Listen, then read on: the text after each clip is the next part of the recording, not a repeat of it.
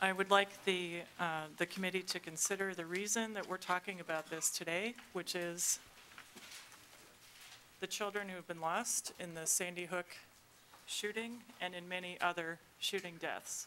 I think you need to remember, as you consider this, who those children are and how their families' lives have been impacted by what happened in Sandy Hook and what happens to others all over the country in mass shootings in this country.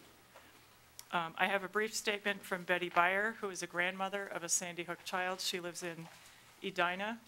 Her granddaughter survived the shooting. She says, "My youngest granddaughter, Elise Beyer, escaped her school on December 14th and was with the kids who ran to the fire station.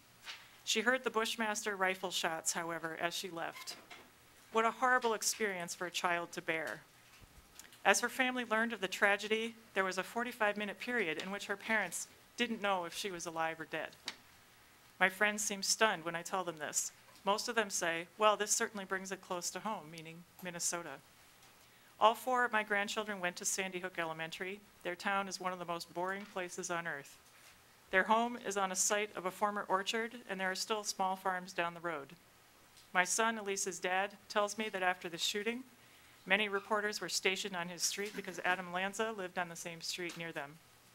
Some reporters from the BBC interviewed my son, asking him what he thought of the weak gun laws in the U.S. Joe said, I bet you think we are all nuts here in the U.S., and they answered, yes, I'm afraid we do.